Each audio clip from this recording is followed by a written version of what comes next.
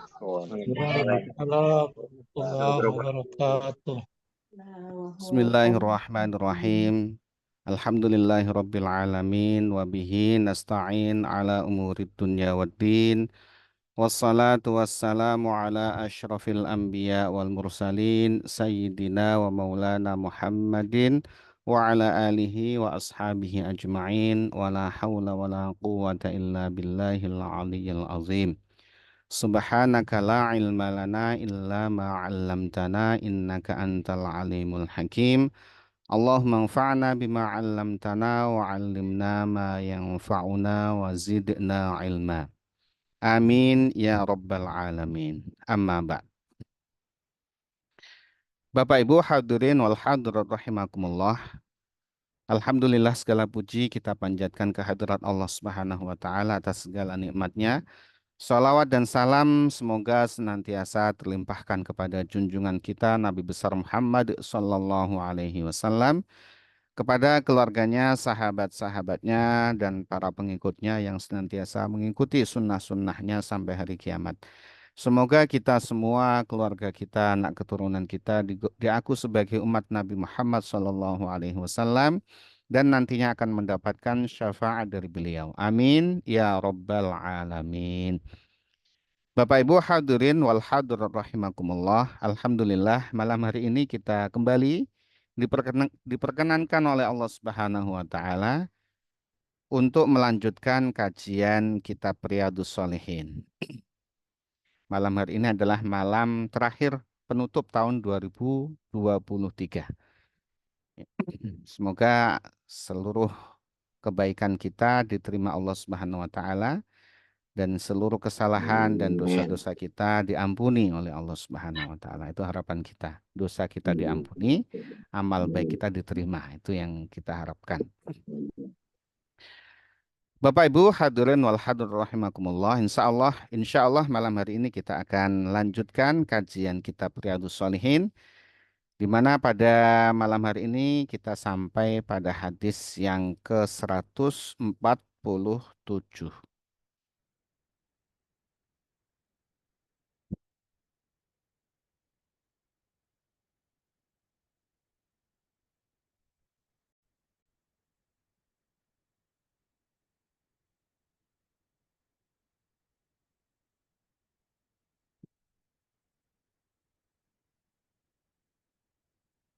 Bismillahirrahmanirrahim. Qala al-muallif rahimahullahu taala wa nafa'na bihi wa bi'ulumihi fid dharain. Amin.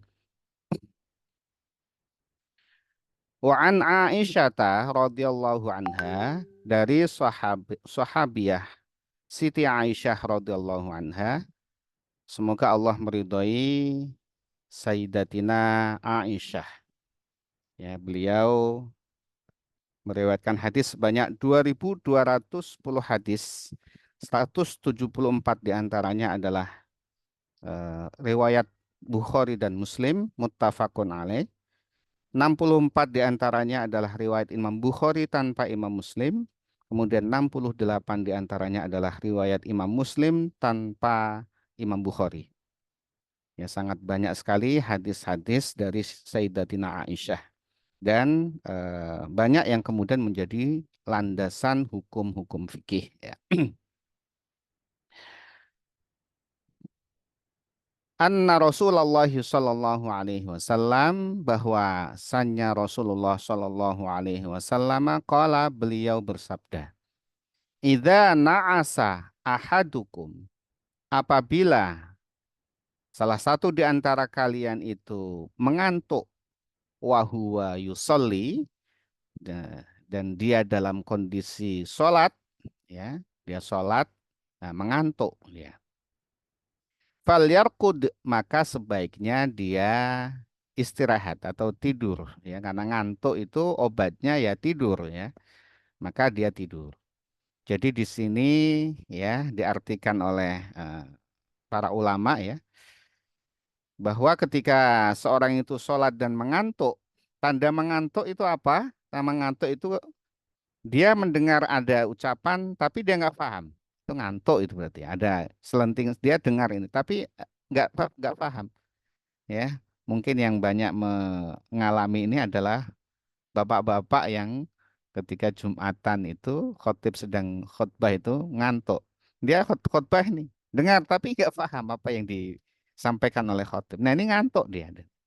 Nah kalau tidak dengar sama sekali itu udah nggak ngantuk, itu tidur namanya ya. Kalau nggak dengar sama sekali udah tidur. Tapi kalau masih ada dengar-dengar tapi nggak paham itu ngantuk. Demikian pula ketika ngantuk juga ucapan kita itu kita kadang-kadang tidak sadar gitu. Mengucap apa begitu ya. Nah, ini tentunya akan menjadi menjadi masalah ketika kita dalam sholat. Ya, ini dilanjutkan. Ya, hatta yadhhaba anhun naum. Sehingga dengan istirahatnya itu dia hilang rasa kantuknya itu dengan tidur tadi. Fa inna ahadakum, maka sungguhnya salah satu di antara kalian idza shalah, ketika sholat wa huwa na'isun, dan dia dalam kondisi yang ngantuk, la yadri, dia tidak tahu, la'allahu yadhhabu yastaghfiru, ya. Mungkin saja dia mengira bahwa dia ingin beristighfar, minta ampun kepada Allah Subhanahu wa taala, tapi karena ngantuk, ya, yang diucapkan itu bukan istighfar, tapi fayasubbu nafsahu. Maka dia justru malah mencaci dirinya. Jadi orang yang istighfar itu, ya, dia sadar bahwa dirinya banyak dosa, diriku banyak dosa, ya. Kemudian istighfar, ya. Maksudnya dia minta ampun, tapi justru malah ucapannya itu malah mencela dirinya. Seperti Robbi gfirli warhamni wajiburni warfa'ni warzuqni wahdini wa'afini wa'fu anni misalkan. Dengan sadar dia, ya, minta ampun kepada Allah tuh. Tapi karena ngantuk malah dia mengucapkan Rabbi la taghfirli, ya. Kalau bahasa Arabnya gitu ya. Ya Allah jangan ampuni aku gitu ya. Karena dia antara ucapan dan kesadaran itu gak sinkron ya. Maka seperti ini hendaklah dia sudah selesaikan sholatnya, bukan berarti ketika ngantuk terus dia putus sholatnya, tidak. Tapi selesaikan dulu sholatnya sampai salam, kemudian istirahat. Baik itu sholat sunnah maupun sholat fardu, ya. Kalau ngantuk, selesaikan sholatnya. Dalam kondisi dia sholat ngantuk, sudah selesaikan sholatnya, jangan dilanjutkan sholat berikutnya, ya. Tapi hendaklah dia tidur. Ini terjadi pada sholat malam biasanya. Kalau sholat malam itu kita ingin misalkan 8 rakaat misalkan ya, yang bagus. Ya, ditambah dengan witir jadi 11 rakaat misalkan. Ya, baru dapat 2 rakaat kok sudah ngantuk. Tadi sudah baca, yang dibaca aja tadi baca apa gitu ya. Kadang-kadang kalau orang ngantuk itu imam baca apa, dia tadi baca apa yang nggak tahu. Ya, dengar baca tapi baca apa tadi nggak tahu. Atau kalau bukan ngantuk ngelamun. Nah, itu kadang ngelamun itu tadi imam baca apa nggak tahu. Nah, dia sendiri ketika sholat malam juga ya itu tadi, ya, ngantuk. Yang dibaca apa tadi ya, itu ya. Udah ketika dia sudah dalam kondisi ngantuk, lelah, 2 rakaat selesaikan, nggak usah dilanjutkan ke sholat berikutnya, ya, sampai 8 tidak usah. Tidur, ya. Kita segera untuk tidur. Jadi kondisi tubuh tidak memungkinkan untuk itu. Nah, nanti jadi baca kuliah ayyuhal kafirun nggak selesai-selesai tadi baca apa ini tadi ya. Nah itu jadi anjuran dari Rasulullah SAW, ya, ketika kita ngantuk sudah selesaikan terus kita istirahat, jangan dilanjutkan. Muttafaqun alaih, hadis tersebut adalah riwayat Imam Bukhari dan Imam Muslim. Wa an Abi Abdillah, dari sahabat Abu Abdillah Jabir bin Samurah, yaitu bernama Jabir bin Samurah, ya, ini bin Junadah. Nah, Jabir ini ya, sahabat yang bernama Jabir, ya, sebagai rawi hadis tercatat ada paling tidak ada 3 yang namanya Jabir. Satu adalah Jabir bin Samurah yang sedang meriwayatkan hadis ini yang sedang kita baca. Ya, beliau meriwayatkan hadis sebanyak, bentar ya, ini tadi saya catat di sini, sebanyak 146 hadis. Ini Jabir bin Samurah. Dua di antaranya muttafaqun alaih. 23 di antaranya riwayat Imam Muslim. Nah, Jabir bin Samurah. Jabir bin Samurah ini termasuk sahabat yang muda, ya, termasuk golongan sahabat muda. Bahkan ketika Rasulullah SAW wafat, Jabir bin Samurah ini belum sampai balik. Jadi sangat muda sekali, sangat kecil. Ketika Rasulullah wafat itu beliau belum ihtilam, belum balik. Ya, sehingga masih muda sekali. Nah, beliau wafat tahun 66 Hijriah. Yang kedua ada namanya sahabat Jabir bin Abdillah Al-Ansari. Nah, ini yang populer.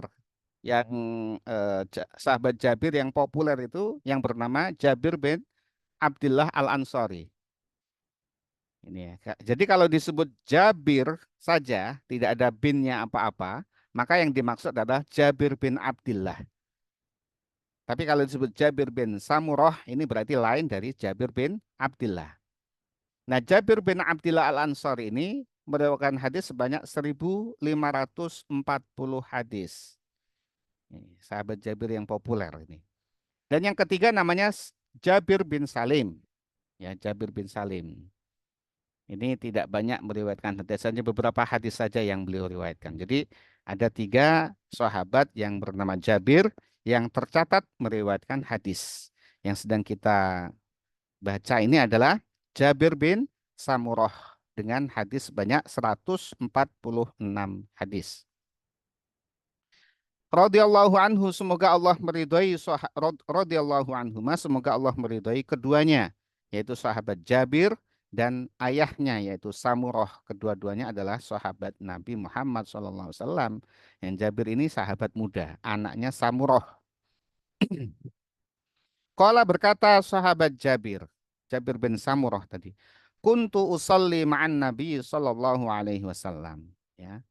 Aku sering melakukan sholat bersama Nabi Muhammad sallallahu alaihi wasallam as-salawati, yaitu pada banyak sholat. Nah, tercatat ya, tercatat di sini ya beliau menyampaikan ya dalam riwayat Imam Muslim di hadis yang lain, wallahi laqad shallaitu ma'a Rasulillahi sallallahu alaihi wasallam aktsara min alfai salatin.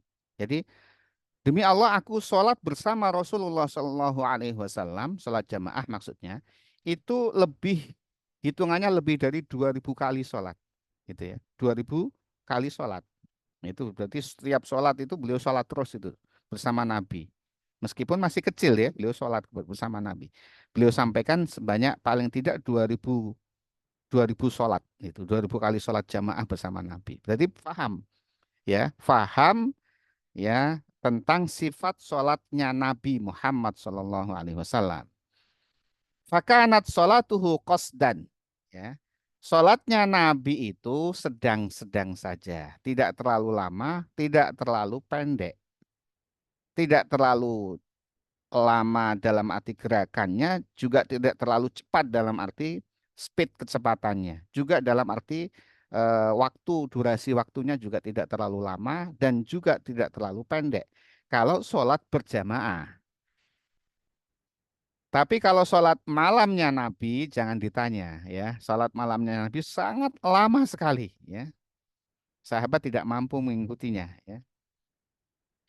Sholat malamnya Nabi itu rakaat pertama saja itu baca suratul Baqarah, kemudian surat Nisa dan surat Ali Imran ya. 3 surat itu hampir 5 juz lebih 1 rakaat. Kemudian rukuknya juga panjang sebagaimana berdirinya, sujudnya juga panjang, lama sebagaimana berdirinya. Sehingga beliau sholat malamnya itu sampai kaki beliau itu bengkak-bengkak. Ya, saking lamanya beliau berdiri.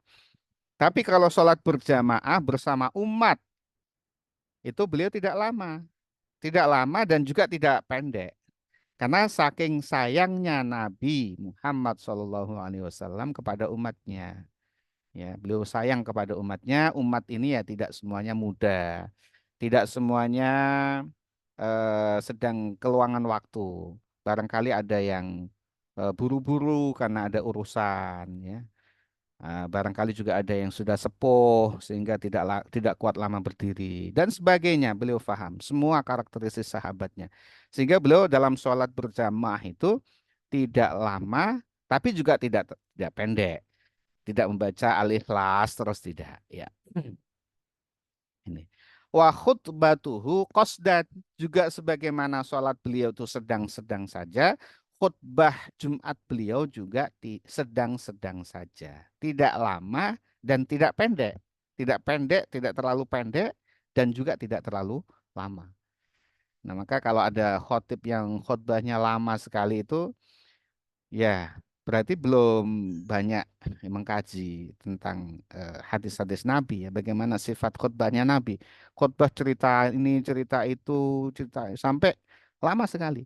Kasihan mereka yang nanti yang sudah ada buru-buru harus berangkat lagi ya, yang dia itu mampir sholat kemudian harus berangkat lagi misalkan atau sedang ada urusan ya atau banyak sekali kondisinya. Kasihan mereka itu ya. Ya, khutbah yang penting adalah rukun khutbahnya disampaikan. Ya, ada rukun-rukun khutbahnya, di antaranya adalah eh, ya membaca hamdalah, kemudian syahadat, ya, kemudian wasiat takwa, ya, membaca ayat-ayat Al-Qur'an sebagian saja, ya, kemudian doa, ya. Jadi ada inti-inti dari khutbah itu. Ya, kalau wasiat takwa sudah disampaikan sebenarnya sudah cukup. Nah, kalau ingin menambahkan hal yang kontekstual, ya ditambahkan beberapa hadis atau ayat saja. Jangan diceritakan semua seperti orang sedang kuliah, ya menjelaskan kepada mahasiswanya sampai detail begitu. Ya, khutbah itu bukan seperti kuliah atau seperti taklim seperti ini, ya. Nggak seperti taklim seperti ini. Khutbah itu singkat, padat dan apa ya, pokoknya saja cukup. Rawahu Muslim, meriwayatkan hadis tersebut adalah Imam Muslim. Qauluhu, ini penjelasan dari Imam Nawawi, qasdan. Yang dimaksud qasdan itu adalah bainatuli wal qisr, yaitu antara panjang dan pendek, ya, tidak panjang dan juga tidak pendek khutbahnya Nabi. Bahkan dalam kitab Al-Barzanji disebutkan wa kana Rasulullah sallallahu alaihi wasallam yutilus salata wa yaqsurul khutbal jumu'iyah. Beliau kalau dalam sholat Jumat itu di kitab Al-Barzanji memanjangkan, agak memanjangkan. Yang dipendekkan oleh beliau justru adalah khutbah Jumatnya itu. Ya, khutbah Jumatnya itu. Kalau hadis ini dari Jabir bin Samurah, sholat dan khutbahnya beliau itu tidak terlalu lama, tidak lama juga tidak singkat. Ya, antara itu. Sehingga tidak ada satupun kita temukan dalam riwayat hadis atau sirah sahabat ya, kaul sahabat itu yang menyatakan keberatan atas sholatnya Nabi. Tidak ada. Ya, tidak satupun. Baik dari kalangan sahabat yang sepuh, kalangan sahabat yang paling semangat dalam ibadah maupun sahabat yang cukup mengambil pendek-pendeknya saja. Tidak ada satu pun riwayat yang menyatakan keberatan atas sholatnya Nabi. Kalau imam di musola atau masjid mungkin ada yang kemudian keberatan ya, terlalu lama dan sebagainya ya, itu.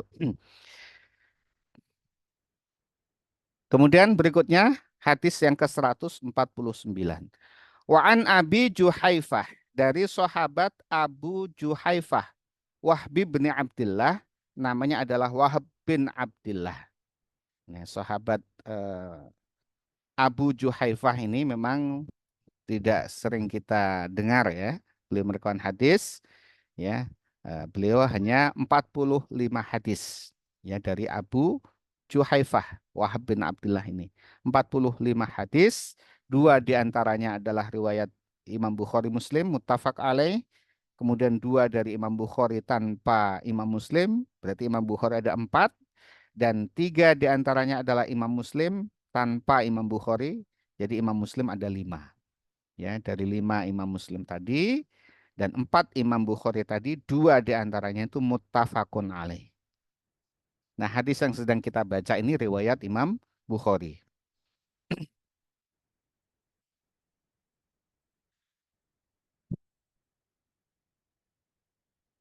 radhiyallahu anhu, semoga Allah meridai sahabat Abu Juhaifah. Qala, berkata sahabat Abu Juhaifah, akhon Nabi sallallahu alaihi wasallam. Nabi Muhammad sallallahu alaihi wasallam mempersaudarakan baina Salmana, yaitu antara sahabat Salman Al-Farisi, wa Abi Dardai, dan sahabat Abu Darda. Ya, ini adalah apa yang dilakukan oleh Nabi Muhammad Shallallahu Alaihi Wasallam ketika beliau hijrah ke Madinah. Beliau ya membangun masjid, ya, kemudian mempersaudarakan antara sahabat-sahabat itu, terutama sahabat Muhajirin dan sahabat Ansor dipersaudarakan, ya, saling berjanji setia untuk saling menopang, saling mendukung, saling menasehati, ya, dan seterusnya. Maka begitu kuatnya ikatan persaudaraan para sahabat itu. Nah, salah satunya yang dipersaudarakan oleh Nabi, ditemukan salaman ya oleh Nabi, itu adalah Salman Al-Farisi dan Abu Darda. Nah, Salman Al-Farisi ini masuk Islamnya belakangan, ya. Tidak sebagaimana sahabat Muhajirin yang datang ke Madinah. Nah, tetapi oleh Rasulullah, setiap ada orang baru ya ke Madinah dan masuk Islam, akan segera dipersaudarakan dengan sahabat-sahabat Nabi. Dipilih dengan sahabat ini, dengan sahabat ini. Tentu dengan sahabat yang lain bersaudara, tapi lebih kemudian kukuhkan dengan perjanjian. Ya, saling setia, saling mendukung, saling menopang. Yang ini kemudian Salman Al-Farisi dan Abu Darda menjadi sahabat yang saling saling setia. Fazaro Salmanu Abad Darda. Maka pada suatu ketika sahabat Salman Al-Farisi itu berkunjung ke rumahnya Abu Darda. Ini juga salah satu contoh bahwa sahabat yang setia itu sahabat yang saling mengunjungi. Ya, contoh dari para sahabat ini. Kemudian Faro'a Ummat Darda. Maka pada saat beliau berkunjung ke rumahnya Abu Darda itu, Salman Al-Farisi melihat ya Ummud Darda itu istrinya Abu Darda. Nah, istrinya Abu Darda ini namanya adalah Khairah bin Hadrot, ya. Ini namanya Khairah. Kho, ya ro tak marbutoh. Khairah namanya. Nah, istrinya Abu Darda ini, Khairah tadi itu, mutabadzilatan, dalam kondisi yang tidak terawat gitu ya. Tidak terawat itu kelihatan dari pakaiannya yang lusuh ya, tidak terawat lah ya. Ya. Tidak resep lah kalau dipandang itu. Ya karena ini memang sahabat sudah saling setia begitu ya. Ini ya pas ke rumahnya ya tentu ya melihat istrinya di situ. Tapi nggak apa-apa di sini. Ya. Nah kemudian malah sahabat Salman ini berkata, Fakola, maka berkata sahabat Salman, Masya Allah. Nah, bagaimana kondisimu kok seperti ini gitu ya? Ada apa ini dengan dirimu? Kok lusuh seperti ini ya? Ya, kok tidak resep gitu ya kan? Gitu ya. Jadi tidak ya berpakaian lusuh yang tidak memperhatikan dirinya lah gitu ya.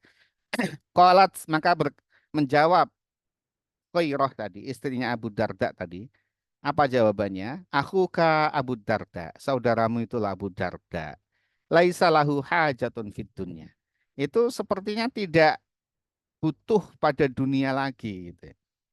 Tidak butuh ngurusi dirinya, juga tidak butuh ngurusi istrinya, juga tidak butuh. Sehingga untuk apa saya bersolek? Untuk apa saya berhias, berpakaian bagus? Kalau Abu Darda sepertinya tidak menghiraukan gitu ya, dibiarkan saja gitu ya. Jadi ini apa ini ya? Kurang sentuhan gitu ya intinya ya, kurang perhatian. Karena Abu Darda ini sebelum didatangi oleh Salman ini itu kalau siang selalu puasa. Kalau siang selalu puasa kecuali yang diharamkan. Kalau malam selalu sholat malam, habis waktu malam itu. Jadi malam itu ya istirahat sebentar langsung sholat sampai pagi. Nanti puasa. Terus itu setiap hari sehingga tidak pernah menyentuh istrinya, tidak pernah menghiraukan. Padahal istri juga butuh untuk diperhatikan, untuk di ya untuk dibelai begitu ya, untuk di untuk kasih sayang. Tetapi ini tidak dilakukan oleh Abu Darda. Dia sibuk dengan ibadahnya. Nah, ini kemudian Salman paham. Ya, Salman sebagai sahabat setia tentu tidak membiarkan ini terjadi. Ya. Dia akan mengingatkan saudaranya itu. Ini adalah contoh juga sahabat kalau menemui sahabat lainnya yang tidak benar atau kurang pas, disampaikan nasihatnya itu. Jangan malah dibiarkan, ya. Kalau dibiarkan berarti kita tidak sayang kepadanya. Kita biarkan dia terjerumus berarti kita tidak cinta kepadanya. Cinta dalam artian sahabat ya, teman gitu ya. Kalau kita cinta kepadanya, kita sayang kepadanya ketika dia mau terjerumus, kita angkat, ya, kita ingatkan. Maka kemudian sahabat apa namanya Salman Al Farisi akan merancang untuk memberikan nasihat kepada saudaranya Abu Darda. Faja Abu Darda, maka ketika itu datanglah Abu Darda, ya. Datang Abu Darda, fasona alahu ta'aman. Maka segera Abu Darda menyiapkan makanan untuk sahabatnya ini, Salman Al Farisi ini disiapkan makanan gitu ya. Ini juga adab tamu ya, bagi tuan rumah juga segera siapkan makanan itu. Kalau perlu disuruh makan dulu baru ngobrol ya. Jadi ada tamu, disiapkan minuman makanan, dipersilakan baru ngobrol. Jangan ngobrol dulu ya. Tamu datang, kemudian silakan duduk, terus ngobrol dulu. Nggak ada apa-apa di situ, nggak ada makanan, nggak ada minuman. Biarkan ya ngobrol. Nanti begitu sudah akhir, ya mau minum apa gitu ya. Sudah nggak enak, dia pulang gitu ya. Nah, berarti bakhil orang itu ya. Jadi siapkan dulu makanan, ya dipersilahkan, baru kemudian setelah itu ya ngobrol. Maka setelah siap makanannya tadi, ya faqalalah, berkata sahabat Abu Darda kepada Salman, kul, makan wahai Salman, fa inni shaim, aku puasa, jadinya kamu makan saja, aku tidak makan karena aku puasa. Maka kemudian sahabat Salman nggak mau ini nggak benar ini, karena puasa setiap hari ini harus diingatkan ini. Kalau berkata sahabat Salman, ma ana biakilin, aku tidak mau makan hatta takula, sampai kamu memakan. Jadi waktu siang ini. Maka kemudian sahabat Abu Darda akalah, maka karena menghormati sahabatnya, dia makan, akhirnya membatalkan puasanya. Ini juga memberikan pelajaran bagi kita, puasa sunnah itu bisa dibatalkan. Ya, puasa sunnah itu bisa dibatalkan baik karena kebutuhan maupun tidak. Ini karena puasa sunnah ya. Apalagi ini menghormati tamu. Masa ada tamu datang makan, kita dilihatin aja dia makan ya. Apalagi kita sebagai tuan rumah. Ya, ya sudah kita batalkan, tidak apa-apa. Ini sahabat Nabi. Nah, maka batal puasanya. Tapi dia tetap mendapatkan pahala dari niat yang sudah dia dapatkan itu puasa. Puasa sunnah ini. Udah batal makan. Maka kemudian sahabat Salman nginap ini ya. Nah, nginap di rumahnya sahabatnya tadi. Ini juga contoh bagi kita, ya, sahabat itu kita kunjungi juga, ya, sekali-kali kita menginap di rumahnya, kita tahu situasinya. Ini kalau sahabat saling setia ya, sahabat sudah sehati ini. Sudah sangat setia ini. Maka nginaplah sahabat Salman ini di rumahnya Abu Darda. Falamma kana lail. Maka ketika malam, ya sudah malam gitu, ya mulai malam ini, baru mulai malam ini setelah sholat isya. Zahaba Abu Dardai yakumu. Maka Abu Darda berkenan mau sholat malam. Mau sholat malam nih Abu Darda. Maka fakolan lahu. Maka sahabat Salman mengatakan kepada sahabatnya Abu Darda, "Nam, tidur kamu. Jangan jangan sholat ini." Maka dilarang oleh sahabat Abu Darda apa? Salman ini, "Tidur kamu." Ya, tidurlah. Maka sahabat Abu Darda ngikuti Panama, maka sahabat Abu Darda tidur. Yang tidak tidak biasa ini dilakukan oleh Abu Darda ini. Tapi karena dikatakan oleh sahabatnya, dia tidak mau mengecewakan sahabatnya, udah dia kemudian nggak jadi sholat malam, tidur.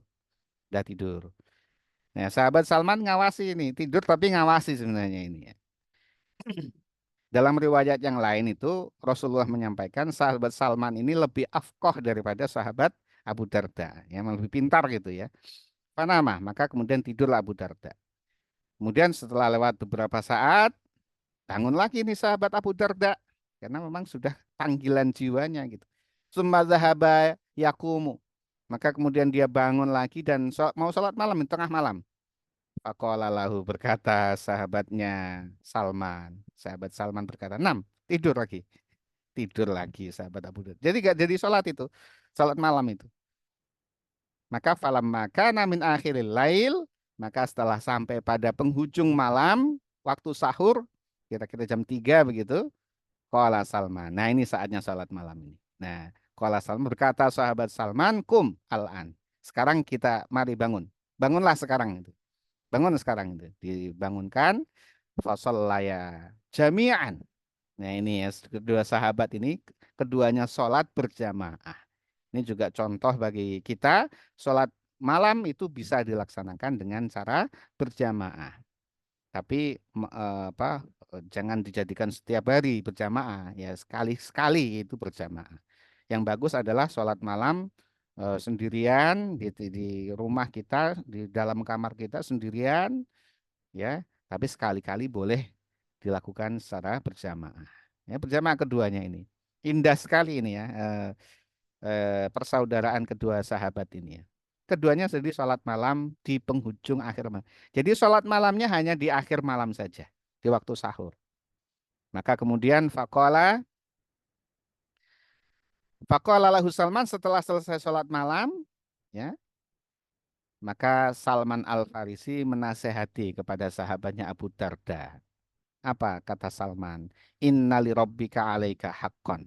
Sesungguhnya untuk Tuhanmu, untuk Allah Subhanahu wa taala, alaika wajib bagimu ya, untuk kamu penuhi hakon haknya. Apa itu adalah ibadah? Pada Allah ada haknya untuk kamu penuhi, yang harus kamu penuhi. Alaika itu tuntutan, ya. Ada tuntutan yang harus kamu penuhi, itu ibadah kepada Allah Subhanahu wa taala. Harus kamu penuhi, ya. Ada haknya Allah.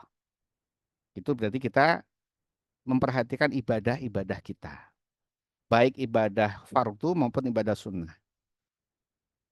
Kemudian dilanjutkan, wa inna li nafsika 'alaika haqqan. Pada tubuhmu juga ada tuntutan haknya yang harus kamu penuhi. Apa itu tuntutan tubuh? Tuntutan tubuh adalah asupan makanan, kemudian juga istirahat, juga kemudian ya apa dalam waktu selah itu bersantai. Itu tuntutan tubuh seperti itu. Jadi tidak seperti yang Anda lakukan selama ini, wahai Abu Darda, kamu puasa terus kamu lakukan. Mau sholat malam semalaman terus kamu lakukan. Kamu tidak memperhatikan diri engkau. Baik kalau kepada Tuhanmu, kepada Allah engkau perhatikan sedemikian rupa, tapi engkau mengabaikan tuntutan hak yang ada pada dirimu, yaitu istirahat dan makan. Sehingga seperti itu. Nanti kamu bisa bisa lemah dan sebagainya. Kemudian dilanjutkan, wali ahlika alaika haqqan. Dan untuk keluargamu, yang dimaksud di sini keluarga, baik istri maupun anak, ya, ini ya. Untuk keluargamu, alaika ada tuntutan bagimu, haqqan, yaitu haknya harus mereka penuhi. Yaitu apa tuntutannya? Haknya mereka apa? Kalau istri, ya diperhatikan, ada haknya. Diberikan nafkah, dikasih sayang, diberikan haknya, ya. Ya. Sehingga tidak seperti istrimu itu tadi tuh yang sudah tidak memperhatikan diri. Karena engkau tidak memperhatikan istrimu, istrimu juga tidak memperhatikan dirinya akhirnya. Seperti itu. Wah, jadi ya kumpuli istrimu dan juga pergauli anak-anak dengan baik. Perhatikan mereka. Tapi jangan tidak seimbang gitu ya, sampai lupa sholat karena ngurusi anak istri. ya itu juga tidak seimbang. Jadi seimbang antara kita beribadah kepada Allah Subhanahu wa taala, kemudian memperhatikan diri kita juga, kebersihan kita, ya kesehatan, makanan dan juga istirahat juga kepada keluarga kita. Ini kan indah ya Islam seperti ini. Maka setelahnya Abu Darda seperti kurang puas dengan nasihatnya Salman Al-Farisi ini. Maka fa'atan Nabiya Shallallahu Alaihi Wasallam, maka Abu Darda kemudian menemui Nabi Shallallahu Alaihi Wasallam. Dalam riwayat yang lain keduanya akhirnya menemui Nabi. Ayo kita sampaikan kepada Nabi ini. Jadi itu para sahabat itu ya, karena memang ada pemutus akhir yaitu adalah Nabi Muhammad SAW, supaya tenang, supaya tidak ada ghil gitu ya di dalam hati, maka kemudian sudah diadukan kepada Nabi Muhammad SAW. Fadzakara dzalika, maka kemudian Abu Darda menyampaikan dzalika, yaitu kejadian semalam tadi, kemarin dan semalam tadi itu. Ya, apa yang dilakukan oleh Salman dan apa kata-kata Salman tadi itu disampaikan kepada Nabi, lahu kepada Nabi Muhammad sallallahu alaihi wasallam. Faqala, maka bersabda Nabi sallallahu alaihi wasallam, itu Nabi Muhammad sallallahu alaihi wasallam, sodaqo Salman, yang dilakukan Salman itu benar, gitu ya. Maka di sini Bapak Ibu sekalian yang dirahmati Allah Subhanahu wa taala, ya perlu kita jaga keseimbangan ya supaya kita tetap bisa istiqomah. Kalau kita mau istiqomah itu harus seimbang, seimbang antara kebutuhan badan kita, antara keluarga kita dan ibadah kita itu seimbang, berjalan bersama. Jangan terlalu berat sebelah. Kalau berat sebelah tidak seimbang, kalau tidak seimbang maka tidak akan bisa istiqomah karena perjalanannya panjang yang kita mau eh, lakukan ini. Rawahul Bukhari, meriwayatkan ini, hadis tersebut adalah Imam Bukhari.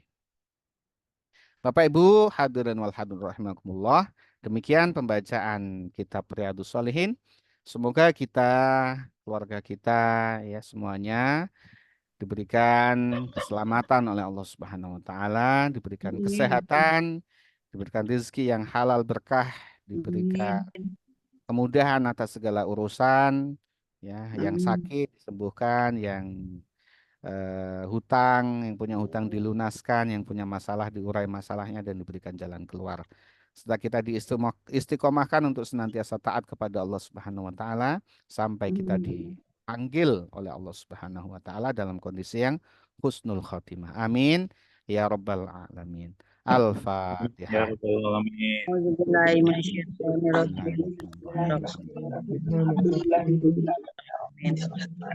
Ya kan na'budu Iyyaka na'budu wa iyyaka nasta'in. Shiratal ladzina an'amta 'alaihim ghairil maghdubi 'alaihim. Kita membaca kafaratul majelis. Bismillahirrahmanirrahim. Subhanakallahumma wa bihamdika asyhadu an la ilaha illa anta astaghfiruka wa atubu ilaik. Walafu minkum, wassalamualaikum warahmatullahi wabarakatuh. Waalaikumsalam warahmatullahi warahmatullahi wabarakatuh. wabarakatuh.